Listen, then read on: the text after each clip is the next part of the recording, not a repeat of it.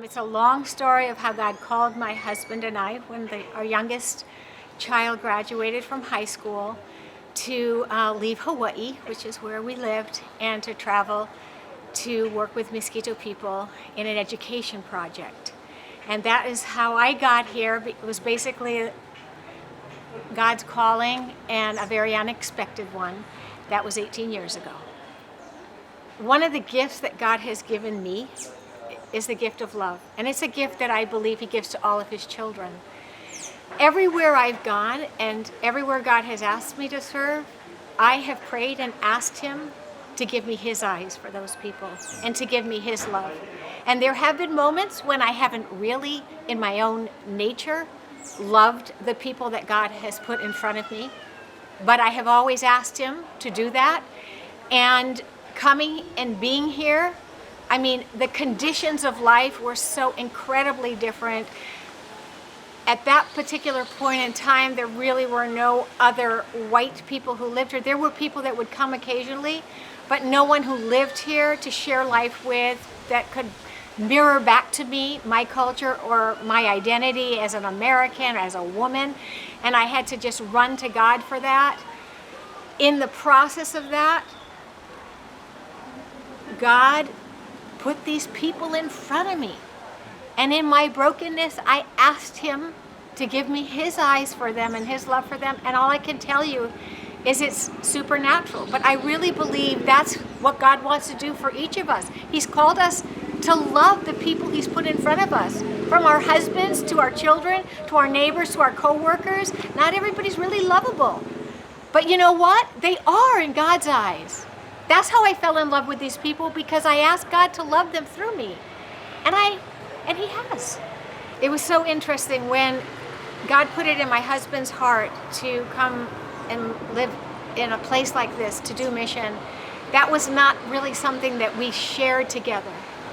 But God knows how to change a person's heart. And the thing that really connected with me, that really did motivate me, and that I wanted to see, was what God looked like among the poor.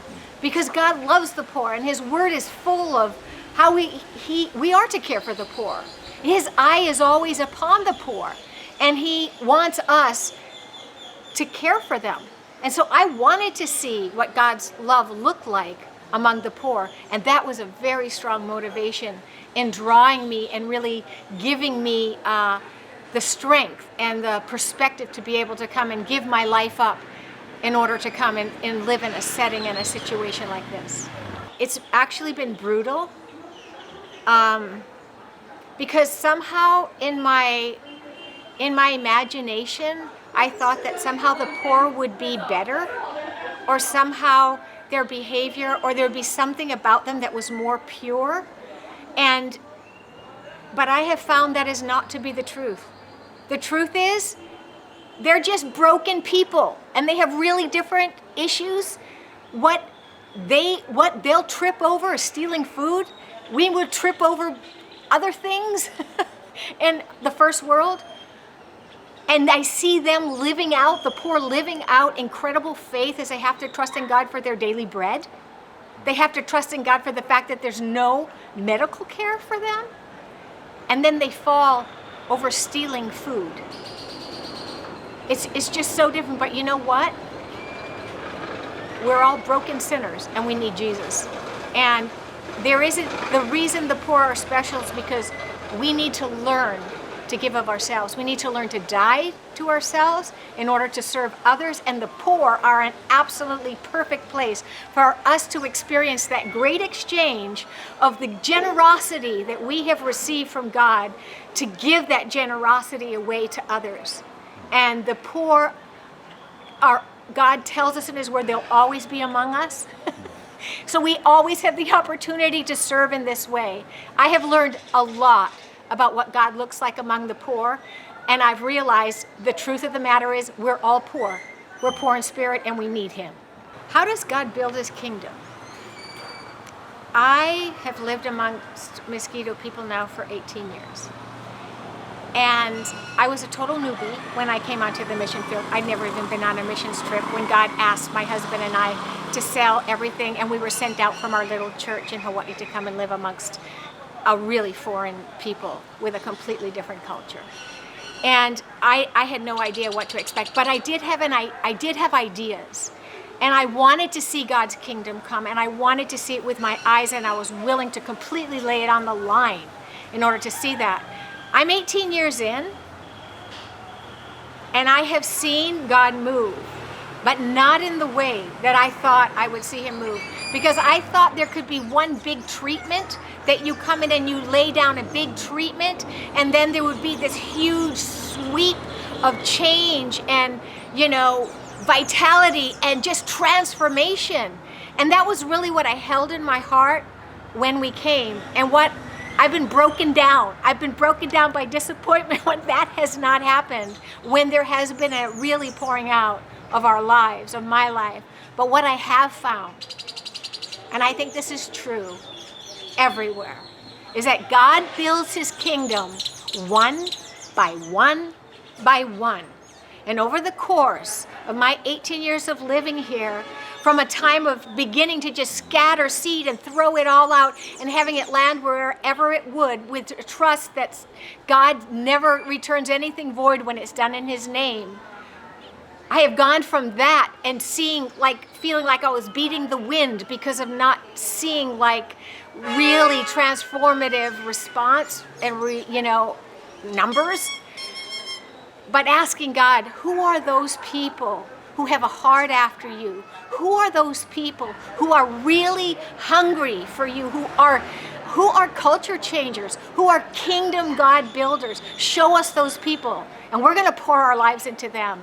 And God has given us those people, and we have seen them, and they have names, and we have invested in them, and they are the ones who are running with the kingdom, and they know their people, they know the issues, they know the problems, and they're going forward. And we're here to continue to fan into flame the gifts that lie within them, so that they will be equipped to take it forward. They're standing on our shoulders. And so that's what I've learned, that it's not a bad idea to throw seed everywhere and to do great big sweeping things, but the real life is like where you live. God gives you disciples. Who are those individuals that you are going to pour into today and tomorrow and the next day? And you're going to, that's what Jesus did. He chose 12. He ministered to a lot. And some followed for a little while, and then they just got, they're like, man, the gifts have stopped coming. I'm leaving, man. But there were those who really, he captured their hearts. And that's what we've done over 18 years. I have seen individual lives built up, and they're the ones who are running with the gospel, and it's been a privilege. Even amongst all the disappointments, where there have been many, God has given us fruit that remains, which is always our prayer. Father, give us fruit that will remain. My husband and I are at a point where we're going to start to transition to not be living full-time on the ground here, but to be living more time in the States for a lot of different reasons. God's calling us. It's a big change. We're still going to continue to do ministry down here. God has given us really reliable partners that we trust, that we can continue to work with from afar. I mean, we have internet here.